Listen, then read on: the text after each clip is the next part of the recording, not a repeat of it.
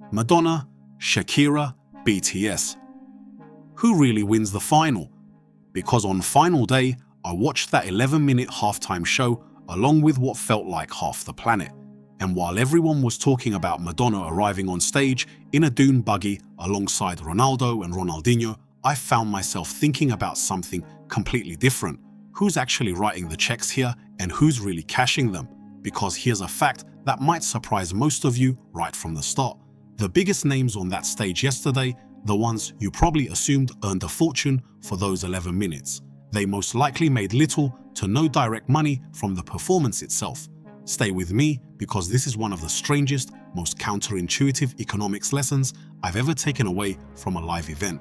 And if you know where to look, it's unfolding right in front of your eyes. Here's where we're going today. What was reported to have happened during that historic first ever World Cup final halftime show. Why the artists on stage, even global superstars, are often among the people who make the least direct money from a production like this, who actually profits from an 11-minute spectacle like this. And I mean really profits, and the very same principle hiding in plain sight that applies directly to your own career and your own business. Stay until the end because I have a genuine question for you, and I'd love your opinion in the comments. Let's begin. Section 1. What was reported to have happened that day? Right, here's the quick recap for context. According to reports surrounding the event, Spain defeated Argentina 1-0 after extra time in the final, with Ferran Torres scoring the winning goal in what was described as potentially Lionel Messi's final World Cup appearance, a highly emotional chapter in an extraordinary career. But in the middle of that final, something reportedly happened that the World Cup had never featured before: a full-scale Super Bowl-style halftime show. An 11-minute performance reportedly produced by Coldplay's Chris Martin in support of FIFA's Global Citizen Education Fund. According to event coverage, Madonna opened the show, entering on a dune buggy alongside two football legends before performing on a skating rink-themed stage. She was reportedly followed by appearances from the Muppets, BTS, Justin Bieber, Burna Boy with Shakira, children's choirs, and several other performers. If accurate, it marked a historic moment. After roughly a century of World Cup finals, the tournament appeared to borrow the Super Bowl model for the first time, turning halftime itself into a global media event. And that decision alone says a great deal about where the business model of this sport appears to be heading. Section 2. The surprising truth about artist fees. Now here's the part that really surprises people, and I want to explain the actual economics because it completely changes the answer to the question, who really gets rich here? At events like this, and much like the Super Bowl halftime show has reportedly operated for years, major artists often perform for little or no direct performance fee, or for an amount that's symbolic compared to their normal touring fees. I know how strange that sounds. A global icon like Madonna walking onto the biggest stage in world sport for an 11-minute set and leaving with almost no direct paycheck. It sounds backwards, but it isn't once you understand what these artists are really being paid with. They're being paid with access. In a single 11-minute window, an artist can reach an audience that would otherwise require years of touring and tens of millions of dollars in marketing to build organically. Streaming numbers, catalog sales, demand for future tours. All of these typically experience major increases in the days following a performance like this. The performance isn't the paycheck. The performance is the advertisement. The paycheck comes later, spread across streaming platforms and ticket sales, often exceeding whatever direct fee could have been negotiated for those 11 minutes. Section 3. Who really writes the big checks? So if the artists aren't the biggest direct winners, who is? Let's follow the money. First, the broadcaster. Adding a full halftime production creates more total broadcast time, which means more advertising inventory, sold at premium prices because advertisers are no longer buying around just a football match. They're buying around a cultural event capable of attracting viewers who may not even care about football. That's a larger audience sold at a higher price. Second, the sponsors connected to the production. When a show like this is built around a cause, in this case, what was presented as FIFA's education fund, it becomes more than goodwill. It becomes a brand story that FIFA can tell every sponsor when contracts are renewed in the next cycle. Look what your money helped create. Look at the reach it generated. That story carries real value during future negotiations. Third, and people often forget this, the broadcasters, streaming, and social media platforms.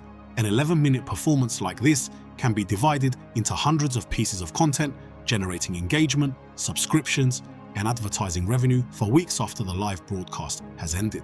Section 4. The production costs. Nobody sees now before you assume this is pure profit for everyone except the artists. Let's talk about what it actually costs to produce 11 minutes like this. Building a stage that can be assembled and removed within minutes without delaying a World Cup final in front of the entire planet. Choreography, rehearsals, security for multiple global superstars gathered in one place, costumes, lighting, audio systems designed for an open stadium rather than a controlled arena. Even the insurance alone for an event with this many moving parts and second-by-second timing represents a significant expense. None of that comes free, and much of it remains invisible to the audience enjoying the show from home. It's exactly the same principle behind every major product launch and marketing campaign. The audience sees 11 polished minutes. They never see the production budget, the insurance policies, the legal agreements, or the army of people making those 11 minutes look effortless. Section 5. The real winners? So let's rank the winners honestly, based on how productions like this typically work. At the very top, the broadcaster and FIFA itself, through expanded advertising inventory, sponsorship storytelling, and stronger negotiating leverage for future broadcasting cycles. Right behind them, the brands connected to the production and its broader message, receiving a global stage for a fraction of what advertising at that scale would normally cost. Then, the artists. Even if they didn't leave with a massive direct performance fee, they likely benefited from increased streaming, catalog sales, and demand for future tours, value that, over the following months, could easily exceed a one-time appearance payment. And near the bottom of the direct financial ladder, the people who physically built and dismantled the stage under enormous time pressure. That's true of almost every major live production. The people closest to the actual work are often the farthest from the biggest financial rewards. Section 6. Why FIFA appears to have built this now. The World Cup functioned for a century without a halftime show. So why introduce one now? Because it reflects the same growth logic we discussed in another video about FIFA's expansion to 48 teams. You're not just serving the audience you already have, you're trying to create new audiences that previously had little reason to watch. Football fans don't necessarily need Madonna, but music and pop culture fans might tune in for 11 minutes of a global performance, and a meaningful percentage of them may stay and watch the second half of a football match they otherwise would have skipped entirely. That's an entirely different customer acquired through an entirely different product wrapped around the same core event. Section 7. The business lesson beneath it all. And here's the lesson I really want you to take away from all the lights and confetti. The person or brand playing the most visible role in a major moment is not always the one making the most money from it. Visibility and profit are related, but they are not the same thing. I've watched employees do the hardest, most visible work on major projects, while someone much higher in the chain captured most of the financial upside. I've watched small businesses invest in flashy marketing while quieter competitors with better distribution and stronger contracts captured most of the revenue afterward. The lesson is simple. Whenever you see a highly visible moment, ask yourself who is actually structured to capture the long-term value here, and who is simply providing the show that everyone is watching. Sometimes they're the same. Very often they aren't. Closing. Strong, warm, direct engagement. So here's the real scoreboard. The artists most likely earned their biggest rewards not through direct performance fees, but through exposure and future sales. The broadcaster and FIFA appear to have captured the largest structural gains through advertising inventory and sponsorship value. Sponsors associated with the production gained a global stage at a fraction of traditional advertising costs. And the people who physically built the show performed some of the hardest work of the entire event, while likely receiving the smallest share of its financial upside. Now I have a question for you, and I genuinely like your honest opinion in the comments. Did you actually enjoy the halftime show? Or did you feel it took something away from the football itself? I want the real answers, not the safe ones. And one more question, just for fun. Of everyone who reportedly performed yesterday, who do you think made the biggest impact in just a couple of minutes on stage? Leave your answer below. Let's see who the crowd really thought stole the show. If this gave you a new way to think about the business behind massive live events, subscribe.